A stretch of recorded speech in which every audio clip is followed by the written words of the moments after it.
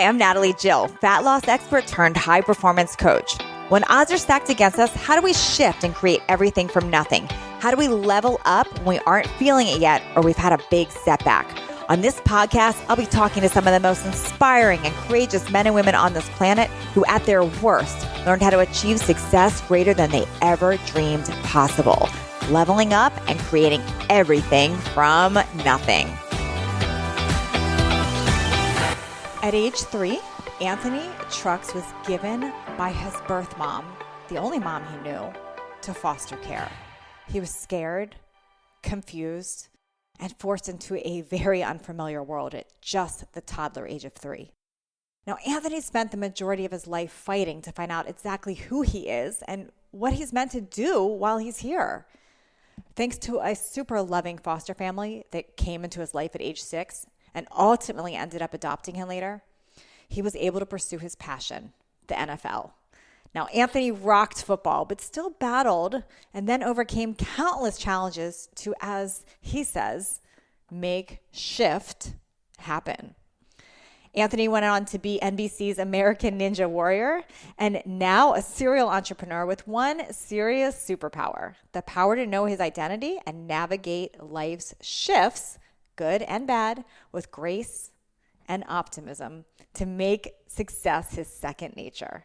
Today, Anthony has turned his pain into purpose and helps so many. Join in today and learn exactly how Anthony Trucks leveled up and created everything from nothing.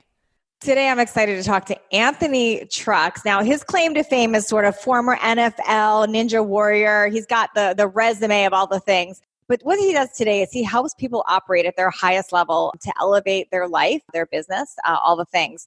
And I was excited to dive in and talk to him today because I know, Anthony, you were not born with a single silver spoon in your mouth. You weren't born with all of these things working for you.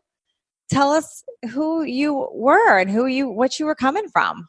Yeah, I come from crazy. Well, all of us have our crazy stories, right? There's always that background. And I wouldn't say mine's better or worse, but I grew up in foster care. My mom gave me away at 3 to a system that was like really bad back in the day. It's called a paycheck system. So as long as I didn't die, the people got a paycheck. So I'd be starved and tortured and beaten, some really crazy things. Do you remember that happening? I know at age 3 you're so young, but what do you remember about that? I remember the day I was given away. I remember like being in the house and being called from the front room. My mom like handing my hand to this woman and getting in that car. The very first time at 3. I could tell you the layout of the house right now. Wow. It's super weird. And I was told, because I did therapy, when I was younger as a kid, it was because it was just a very traumatic experience and it just got seared into the brain.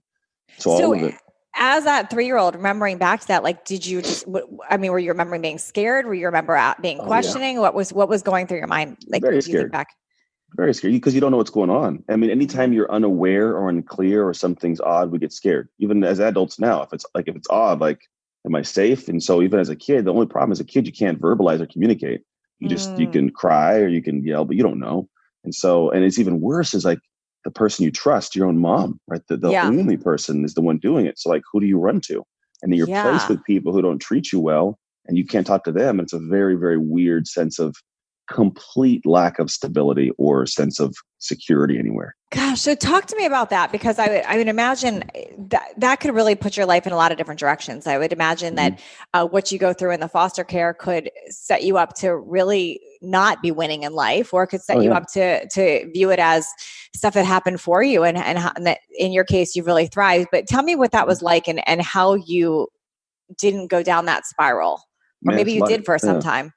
Oh, I had my ups and downs. We're all human. What's interesting is that statistically, if you look at America, any prison in America, 75% of the inmates are former foster kids.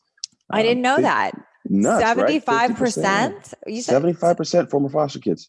And if you look at homeless population, 50% of the homeless population have spent time in foster care. Wow. Nuts. So statistically, I'm not supposed to be doing very well in life. And so thankfully what it was at 6 years old, I got put into a family, which is my family now.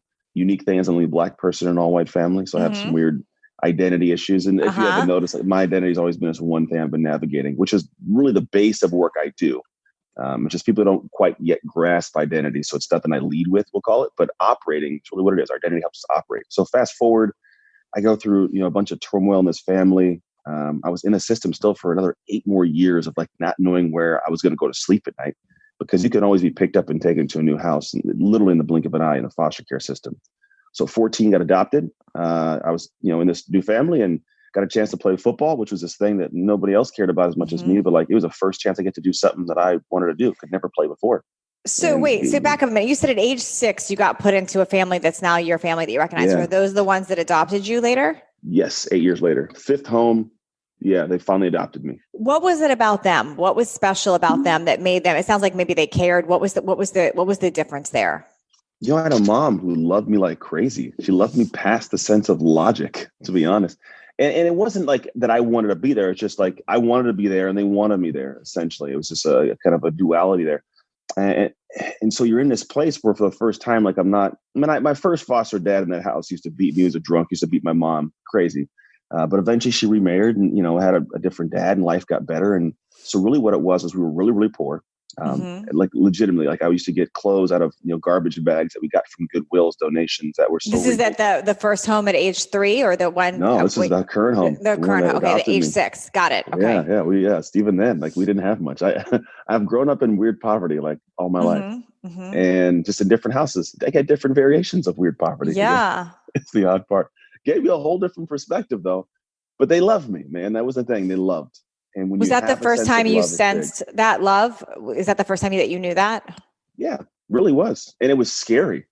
The scary part about it, which is the same for Love Even Now as all of us, is when you have something so good that you're not used to, you're afraid of it being taken or being removed. And so the better it got, it was almost worse in my head. The logic said, you don't want to get better because what if it goes? You're going to lose all this even more amazing stuff. So I fought it for a while.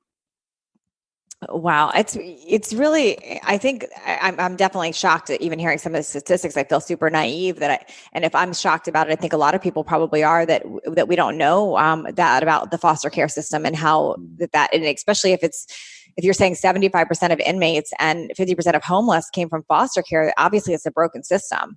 Yeah, it's been broken for a lot of years, but it's crazy because the source of it, like where's the root? And really the root is like better parents.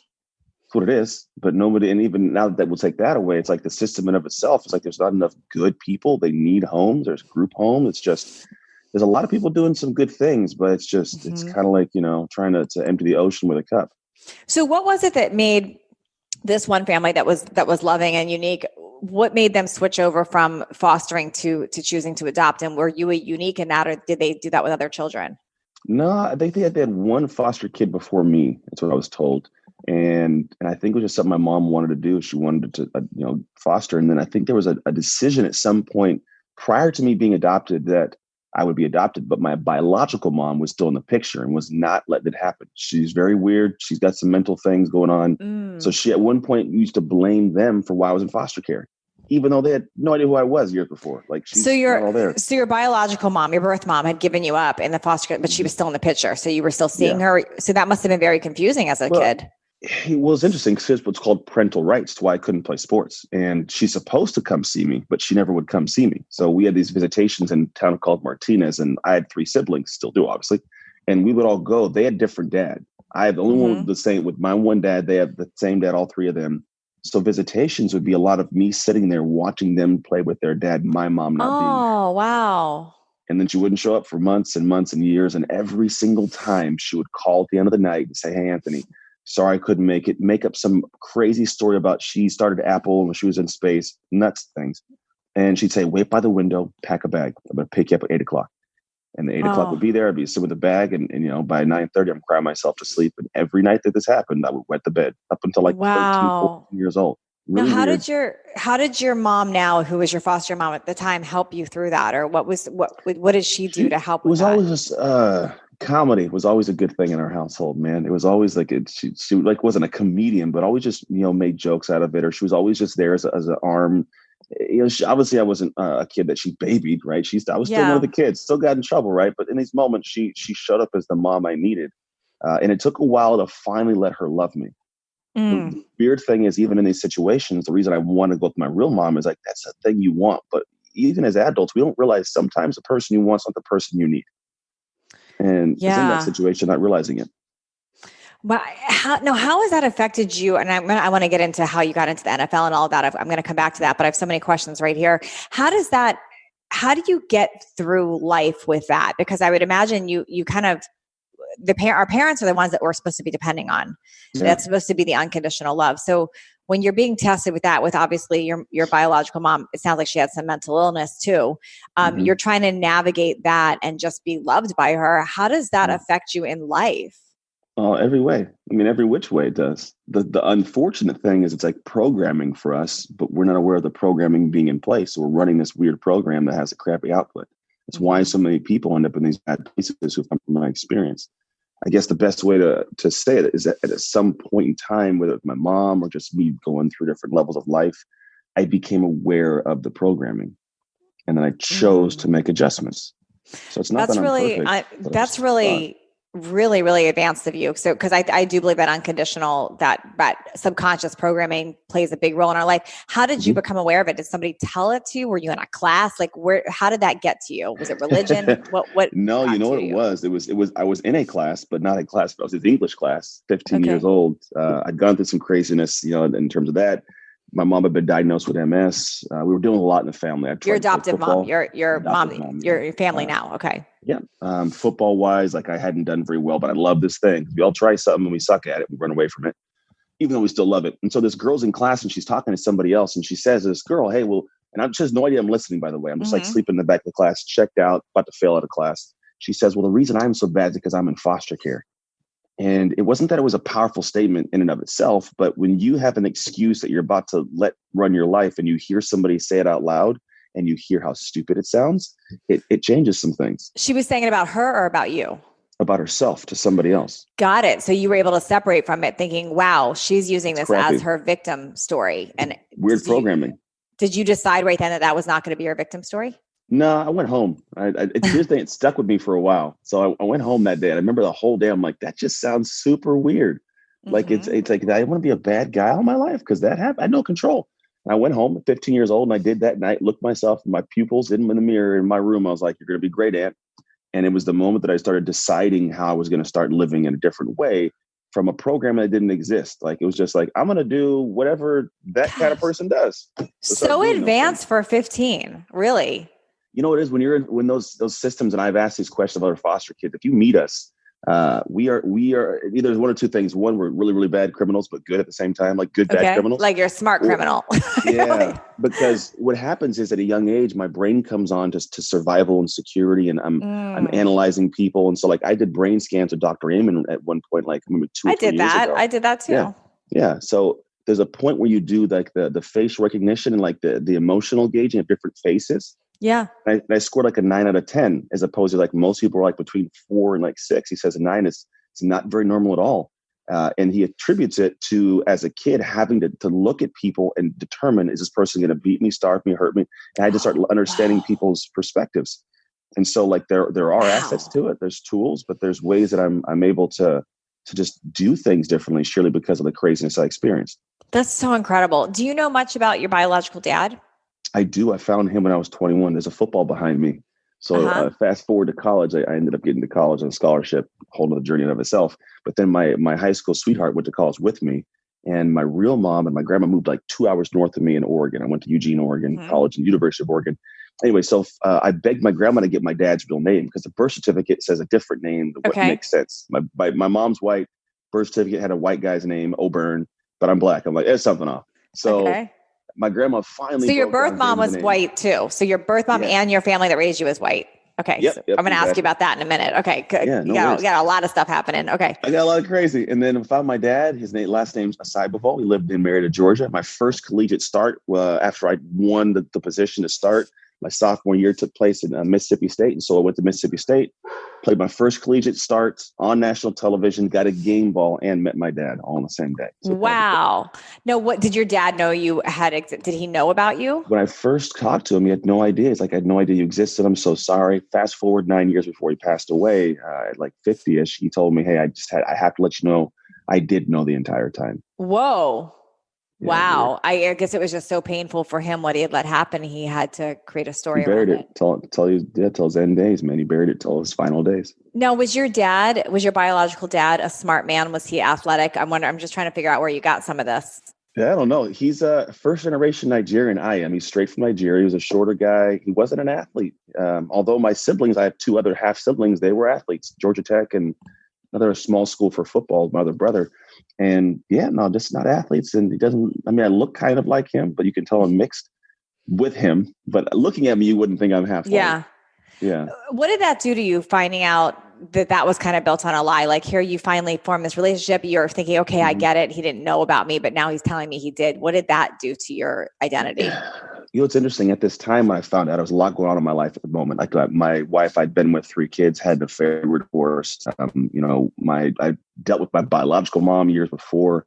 My adoptive mom had passed away in 2014. So I had a lot of weird things going on, and I had to find a lot of depth of self to figure out how to forgive and not damage relationships. And so one of the things I realized was everybody, unfortunately, in life is trying to do the best that they can. I say unfortunately Mm-hmm. because for us, it's unfortunate. He didn't choose to run away because he didn't love me. He didn't know me. He chose because he thought it would be the best thing for him in the moment. Just like my mom thought it was the Yeah. best thing to give me away, or my wife thought it was the best thing.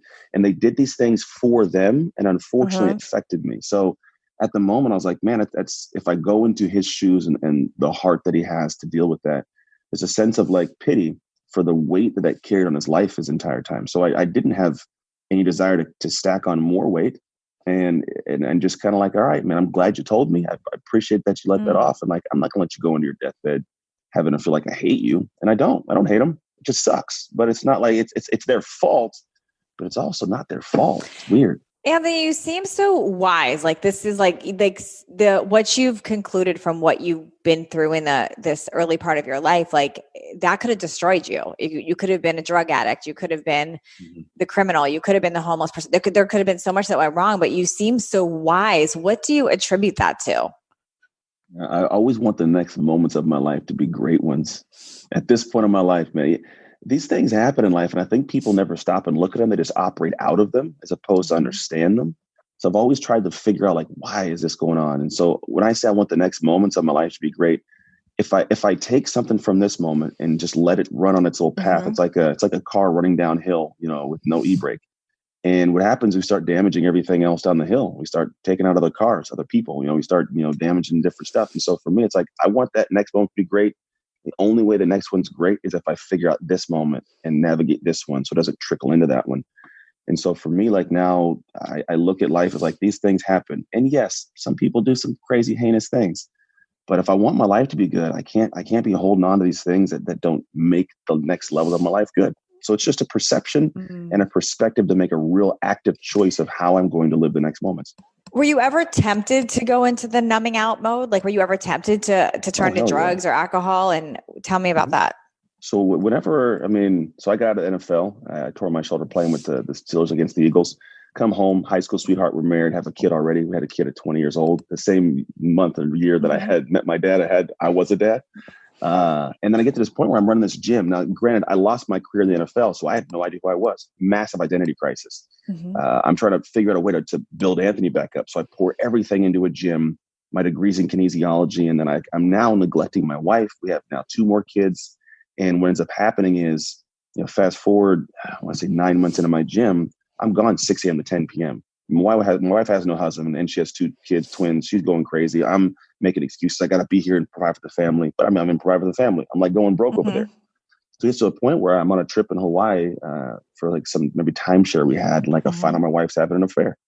And then the whole life fell apart because now what happens, I have a culmination of a lot of stuff hitting the bottoms. So what it is I have, I call it identity gap. It's a gap between who I want to be and who I am at the moment.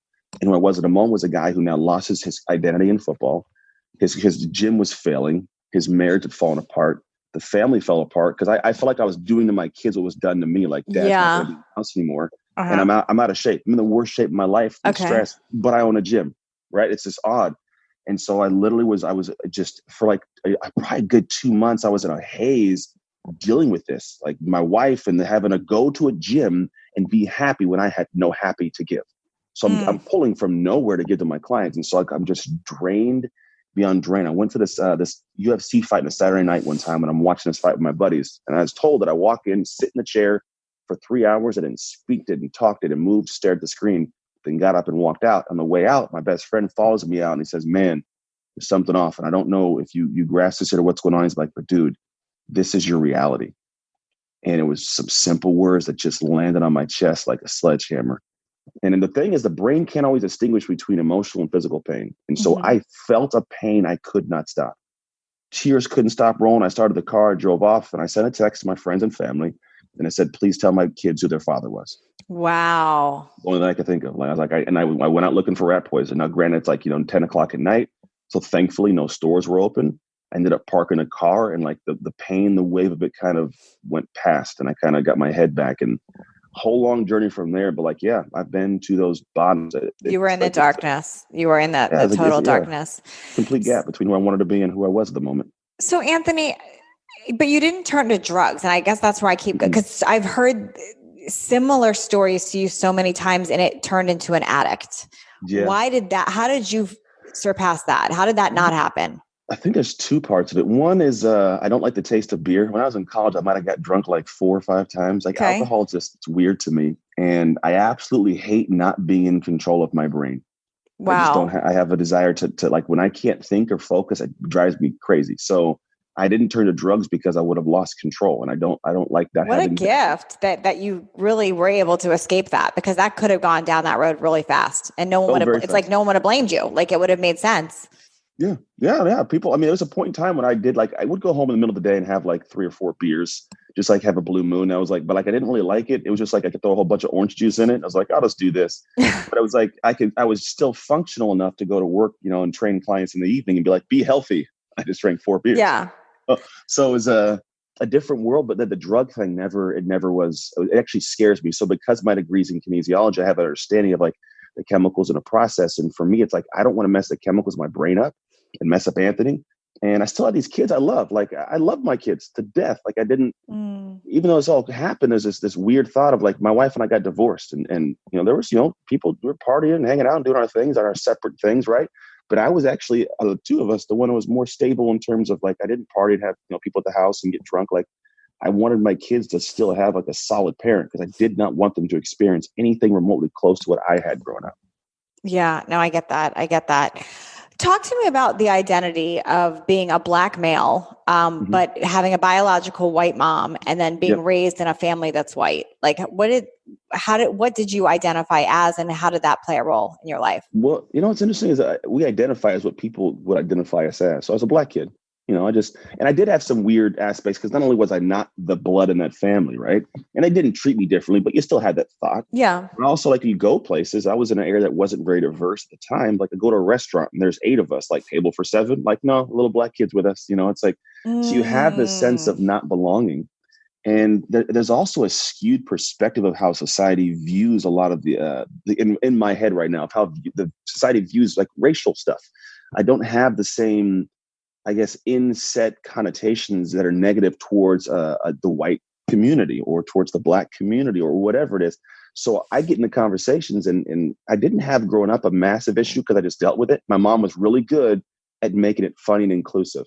It wasn't this thing where I felt bad. I felt comfortable at home. No matter what somebody else said, like they said that, like it still felt good at home. But then as I enter the world now, there are different conversations I just won't have publicly because people don't get it what I'm thinking yet, and I'm seen as a certain way. And then not that the viewpoints are good or bad anyway, but it's like I have perspectives that people like I've never thought of it that way, and they have to determine whether or not they're okay with it. So I have not. It's almost like they assume that you're one way, but that or you're with them or whatever. But you're like, wait, that's not who I am. I'm not with anybody. I'm literally Ant. It's weird, but I get a lot of people from the Black community say, "Hey, Ant, I want you to be more outspoken and big on the Black community and lead." And it's like, I'd love to, but at the end of the day, I've reached some amazing places. Do you think that you'd like to be in some of the places I'm at on TV or speaking or coaching, whatever I do? Like, yeah, well, you got to realize that there's a possibility that the reason you're not there is because of how you're forcing this in. I get to where I'm at because I'm trying to be just a smart person. No, I agree. Institutionalized racism stuff existed, and that's fine. Like, not that it's fine, but what am I going to do about it now? Except for just, I want to win. I might have to play harder than that kid. Let's do it. Yeah. And so that's partly sports and a whole different, but it's just ways that I view certain things that take place that I wish people would realize that the solution isn't to complain, the solution is to work. That's really insightful there. Talk to me about NFL. How did that you said you always liked football. Did you know you were going to go for NFL? How did that even happen? I never had a thought.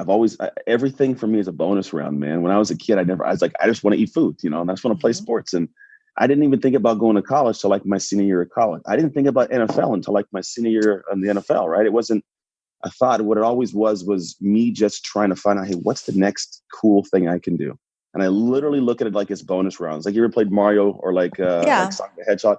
So you won the round. Everything feels good. It's like, now go be free and then find more rings or open more mushroom boxes, right?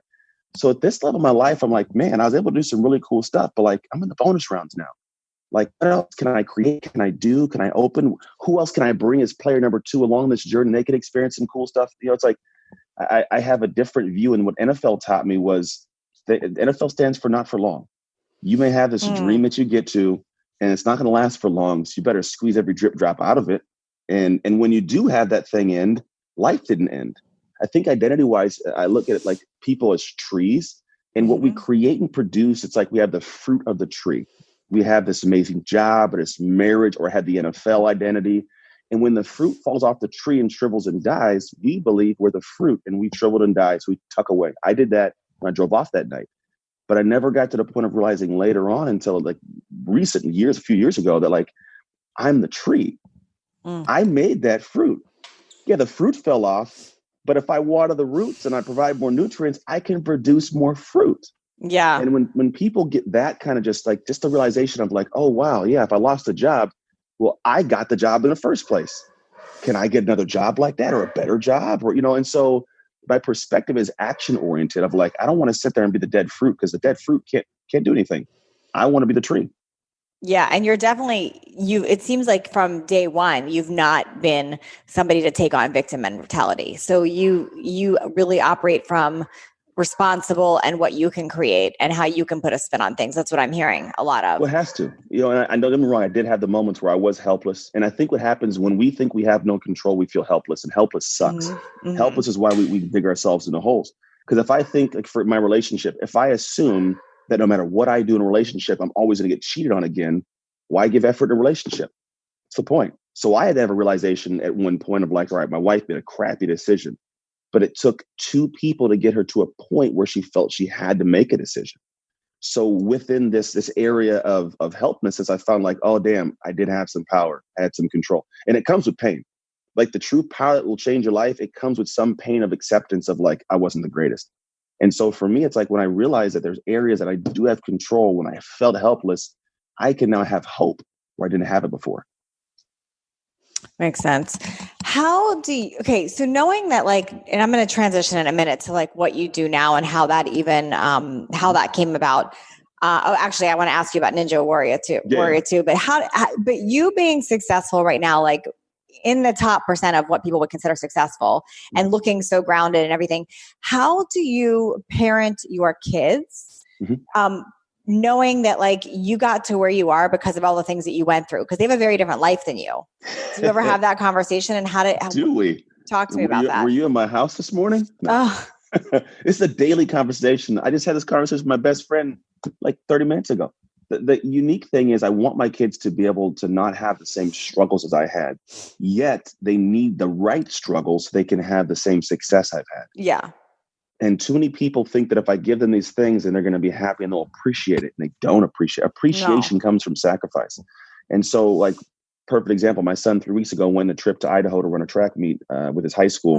And we sent him up there, paid, everything. And then he get there and like, he got scared and he was a little bit, buckled down. And so he ended up like not even doing the last race, found a way to make himself look bad to get out of it. His coach's like, hey, don't do it. But then the coaches now think he's the kid that when it's hard, he quits. When he's scared, he quits. So when he came home, I was like, bro, what's going on? I've never dealt with this in my life. Like, I don't even know what it's like to not just go hard. And so I'm having to learn how to navigate the conversations of how do I want somebody to want something that I want for them? And it's not possible. Yeah, we can't because we can't control them. You can't. And if you want for somebody more than they want for themselves, you cause a wedge to just get driven in, and it causes this disparity. And so what I've been trying to do is have conversations of like, hey, what do you want? Okay, I want this. Okay, let's connect the dots based on how you're operating. How do you think you're going to get there if you do this? You get scared of something and you run. So if the test is hard, you run. If the girl, doesn't like you, you run from the relationship, or you argue, you run. Or if the job is, somebody else gets the job, you run. You're never going to get this place you're talking about. The life that you live right now, you will not live 10 years from now if you don't learn these lessons. And so I can't want it for you, but if you want that, here is how you got to operate. You cannot do what you just did. So a lot of it's me having logical conversations with my kids about connecting dots to where they say they want to go, because they want that. You want that? Here's what it takes to get that. Wow. And then I would imagine you do just even the monetary stuff, like how you had such a lack as a kid. And so you had a different appreciation, and here you're super successful. So you provide more for your kids. How do you navigate through that? They don't get anything. I tell them, I got a nice house. I got your clothes. I got some shoes that don't fit me. Like, I got all this stuff. You still raise them that way. You raise them that way. All the time. Like, you guys, like my wife, the other day, we were eating at a restaurant, and my wife wanted to taste my son's like noodles, and like playing around, he coughed on it. She goes, okay, give me your wallet. Took his wallet. She's like, all right, that's my $10. You paid for your meal. Like, you got to grasp, like, you can't, because she's a punk. It's like, you got to grasp that money's not free. And the things that we have around here, just because you don't work from, but get them, you got to realize that's just a short-lived window of your life. And so monetary, like if they break something and lose something, I make them work around the house the amount of actual hours it takes to get that. I might need to borrow. I think I need to borrow you to compare my daughter. I'm not very good at this. You know what it is, because we don't like to have contention in a bad relationship. Yeah. Well, I think it's hard because when you don't come from a lot, or when you've struggled, I can speak for myself. When I've gone through struggle, it's like this tendency to want to give for my daughter so she doesn't have a struggle. But I realize that can hurt her. That's not helping. You can't rob kids that are hardship. I've realized that for me, one of the strengths of me is like, they say a smooth sea makes not a skilled sailor. So the hardships of life made me stronger. And that's why I'm able to succeed. And so I need my kids to understand what the rough seas are like. If they spend their life as this boat, which is supposed to be in the water, if they spend it inside of the harbor, when they're cast out to go into the ocean, they're going to capsize and sink. Yeah. So I need them to understand, even if I let them out a little bit of the little thing here, go figure this out right here. They got to figure out the rough waters a little bit, because what's happening problematically, I think, for all society is when kids are younger and they're not met with, problems or, dissatisfaction or feeling like they've failed. Well, there's no responsibility now. I'm not having to pay bills, provide for the family, nothing. But if I get through life somehow and then I get to a later on point and deal with a problem that's just as big, I have way more responsibility and there's much more setback. So I need to have my kids learn early on how to navigate hardship, so later on when they run into it, they don't break their life. Yeah, that makes sense. Okay, talk to me about Ninja Warrior. How did that come about, and what was that like? My wife, she's crazy. We we got back together because we were divorced for 3 years and got back together out of that's an unusual situation. Yeah, it doesn't usually happen, man. She grew, I grew, custody battles, craziness, a lot of craziness. But my marriage is incredibly ridiculous, amazing right now. I love my marriage. And so we got back together. We moved to Costa Rica. In Costa Rica, we were there for like 3 weeks, and then someone tried to kidnap the kids from a private school. So we came. Wait, what? Somebody tried to kidnap the kids? Yeah, I was headed to a speech to speak at Brennan Burchard's HPA in San Diego, and I get in the plane, and my son says, "Hey, Dad, did you send a taxi to pick us up?" I was like, "No." He's like, "Well, there's 2 guys out here trying to pick us up." He's 12 years old. Oh my gosh. Yeah, I'm like, "No." So we come to find out, like, my youngest goes down. There's a rope in the back seat, like a bunch of weird stuff. So what? Yeah. I'm glad I didn't get in the plane. So I shot home. We moved back home within 9 hours. That is the crazy. I've never heard anything like that. That's so crazy. Yeah. I got a lot of weird stories in my life, man. It's nuts. And so anyways, we come home and we're living in an apartment because we're trying to find a house. We moved to an apartment because we were for a good week and a half, just going sleep on people's floors. We got to we can't keep doing it. We're looking to buy a house, but it wasn't working. So we ended up just getting an apartment. My wife fills this document out online for a Ninja Warrior. And she's like, "Hey, I got 80% of this done, but it needs a video. Can you film it and send it off?" I was like, "All right, I'll film it and send it off." So I sent it off, and then I get a call 2 months later, having no idea what it was. "Hey, you're on the next season." I'm like, "Of what?" Ninja Warrior. I'm like, "What is that?" I thought it was Wipeout. So I go on and check it out. I'm like, all right, I'm 240 pounds. I have 30 days to prepare. I've never been on an apparatus in my life. Yeah. I've never even seen one. And so I was like, all right, I got 30 days. So I went to this local gym, happy to be around. I spent 7 hours practicing because I was 240 pounds and it's hard to hang from your hands. Yeah. On this stuff. So I go and I prepare, I cut some weight and I learn. And then I go, and my very first time on the apparatus on the show, I get through, hit a buzzer. So I'm the first former NFL athlete to hit a buzzer on American Ninja Warrior now. Holy moly. That's an experience. That is. Yeah, it's crazy. It was pretty Oh my cool, man. gosh. They didn't even Oh, expect me to do it. The yeah, that's producers didn't expect it. unbelievable. You've got a very colorful life. That's for darn sure. A lot of Yeah. craziness in here. You ain't even got all of it yet. There's a whole lot. Oh gosh. Okay. So how did you go from that to what you do now? You know what? I lived, this was like, I was kind of in a transition. So I'm living through a situation where I have the gym falling apart, marriage falls apart. I try to come back and figure out what I'm supposed to do with my life. And I had that Mm-hmm. moment where my mom passed away and I'm in the room with her. And it just, you get to that moment of like, what is all this supposed to be? Yeah. I just went, what is this? And at the same time, I happened across, in my consulting work, someone introduced me to the work of Brendan Burchard. And so I have this thought of like, okay, I'm being, taught and shown like you can take your life and share it to give some insight to people. And Mm-hmm. my mom, she passes and I'm like, what can I do to like live on? And well, she unconditionally loved me. Crazy little kid that Yeah. she just loved. And I was like, what if I unconditionally love on the world through something I've experienced, which is a lot of different shifts of my identity and navigating hardship and still coming out, not just on top, but like way on top. And so what I did is I kind of went into this world and I sat in a seat. And then over the years, man, I got asked to volunteer, got to know Brendan, got to work with him, create a product together. And then now I'm part of his mastermind. I'm in a phenomenal group of humans as just a cohort of mastermind. And so the work became me looking to teach people how to get to that level of just operating at a higher tier. Because everybody wants to level up their life and business. Let's be honest. Like, that's why we work. We want more and more and more. There's nothing wrong with more. But the problem is you're not understanding why you keep hitting those walls and why do I keep trying this thing and it doesn't work, or I keep buying this product and I don't get the result I'm looking for. And like I have all these different tools and these different, it's like, but it's not working. And what I found was it's not the tool or technique. We have too many of those nowadays. There's way, way too many. Yeah. It's the person using those. And you might think it's mindset's a part of it, but what it boils down to really is there's people I know have phenomenal mindsets. Go read The Secret. I'm amazing, but I'm still broke. Like, it's so, I've done so many interviews and I've worked with so many clients, and I'll tell you the number one variable in what makes somebody successful and happy, I put them together because there's a lot of successful and not happy, is intention. And the intention has to be bigger than yourself. So it's a big piece of it. I find, so what you just said about love and loving on others, I think it's not spoken about enough. I think people hear, I've got to help others, but it's still very selfish and about them. It's not driven the right way. I agree. And I see that commonality with anyone that's successful and happy and fulfilled, that they've got that right intention, that it's not about just them. It's about making the world better. It's about helping others. It's truly not about just the monetary side. The monetary side reflects. It does. I think they start out in scarcity mode of I want to do it because it looks cool. And so because you're doing it at scarcity, you have to focus on you to pay your bills. Therefore, it's hard to focus on somebody else when you're focused on your bank account. And so like, I don't like when people get in this work and they're still trying to run the race. Like, I need you to cross the finish line before you turn around and tell somebody else how to get there faster. So that's kind of where that is. But for me, it all boils down, like the identity stuff is in order to get the level of success to apply the tools, techniques, or make your own tools and techniques just out of sheer will. It's like you have to shift multiple things: beliefs, mindset, thoughts, actions, habits, character, and pride. And a lot of us are trying to shift one of those. I want to shift my habits and I focus on that, neglect everything else. Then I want to shift my mindset, but I'm not doing it. It's all these little things you're trying to figure out. And it's like a lot.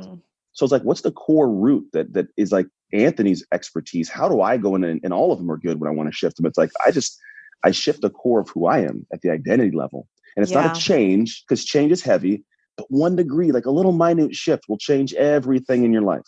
How you perceive, how you react, how you act. And so in my work, what I do is I teach people how to architect and then activate their ideal identity in the world. And when you do that, everything just seems to flow. Like you get to what I call effortless effort. And like success is like your second nature. I just win. Like you, like I'm sure somebody could put something in front of you right now and like you may be given less tools and less opportunity. You'll kill it, right? Just because it's just who you are to do it. But somebody else says, you're so amazing. It's like, nah, I'm just a regular person. I just invested the time to develop this identity that I kill it. And so if you can teach someone and show them how to do that, there's an opportunity to change the world. Do you believe everybody can be that? Yes. Their own version of it. Hell yeah. What would you say to the person that's struggling around that? Because I think there's a lot of people that get stuck on what's my purpose? Nothing's working. They're really stuck in that. What would you tell them?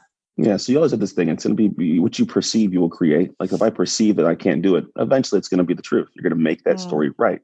The one thing I've always noticed in my life is what you create creates you. Creation of itself, if I create this thing, along the journey of creation, I become the person that does that thing. So a lot of people step up and say, well, I'm not that. I don't have that. I'm not. I know you're not. You haven't shown yourself you could do that. You don't have an identity around that. You don't protect those actions with your ego. So what happens is I'm not creating, or I'm not creating with abundant, like just joy. I'm not creating at a big level. And it's because you don't believe you're that yet. So because you don't create, you never create that self.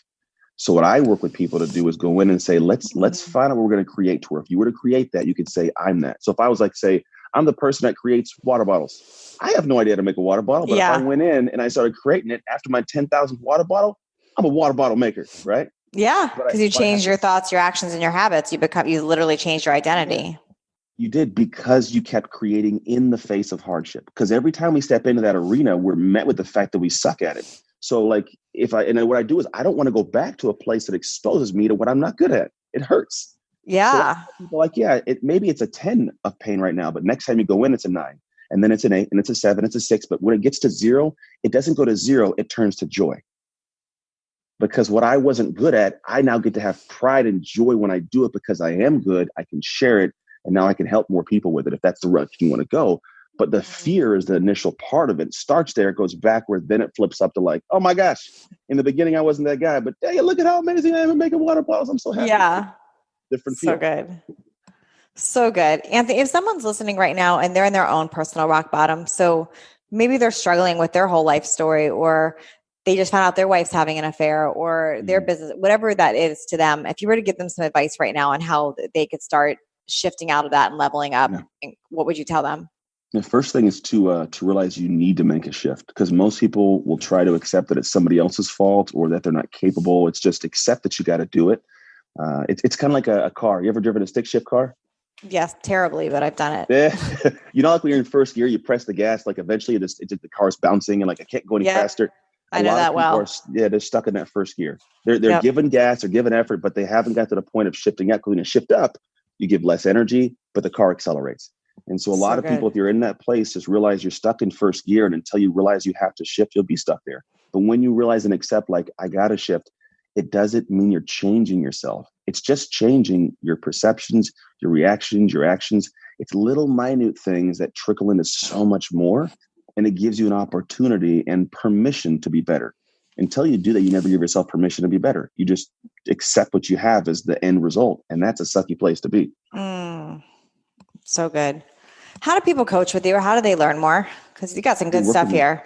Oh yeah. And the thing is there are more than ideas. I'm a football guy, so everything's structure and curriculum, and I dial in. So how do people work with you? What do you do? Do you have like programs? Do they coach one-on-one? How does it work? I don't do much one-on-one coaching now, except for people who sign on for like a year, like executives. But typically there's 3 levels. So my schematic, we go through seed, then shift, then sustain. Okay. So you said seed, shift, and sustain? C, like visual C. Oh, C. Okay, got it. Yeah. And so what happens is in the first, and then we work in groups, or we do like cohorts, or we have a mastermind. But it works in a progressive order where I first need you to unpack and see everything, like get that power back that comes with the pain. Yeah. We got to see what's going on so we can really know what to work on. Because too many people go to the shift phase without seeing what to shift. Right? Yeah. So true. You're right. Yeah. You have like a light bulb moment on just some random thing, and they just go with that. Oh, yeah. That's what I should be working on. Let me work on that. And the shift phase it's 4 months of, we do the actual intensive work to shift your identity. And it's not just thoughts or curriculum. We actually pull out, I have a GPS planner, and I take everything we talk about and we make it like legitimate daily actionable processes, because action's what's end suffering. It's not ideas and thoughts and I feel like doing this. It's like, are you every Tuesday doing that thing consistently? Yeah. Used into your life? I love that. Have the structure, because we're talking about what you creates you. Okay. I got to teach you how to create. And then after that, now we're in a place where people are like, holy crap, what I thought was a 10 of my potential, it's like, that was a 2. I could do more. Yeah. So we go to the mastermind level, and I help people achieve the next level, whatever their heart desires. Because my big thing at the end of the day, it's like, I want to have you operate at a high level, but really, I want you to reach your full potential. Like, I don't know what mine is, and I'm always seeking that. And that's what fires me up, and I love about life. So I love to help other people find what their true potential is. So good. So I love this. So is it like, where do people go to look up your stuff or start with you? Like, where do you want people to start if they want to learn more? AnthonyTrucks.com. It's very simple. It's all there. All of me. I all love I it. do. Thank you so much, Anthony. This was so helpful today. I love this. Yeah, very welcome. Very, very welcome. Thanks for leveling up with us today. Please share this episode if you found it helpful so others can join in. And don't forget to hit that subscribe so you don't miss out on future shows. And if you would leave me a 5-star review, I appreciate those so much. I read all of them, and it's how I know that I'm giving you information that you find valuable. And come interact with me over on Instagram at NatalieJillFit. I read all the direct messages and comments over there. Make it a great day, creating everything from nothing.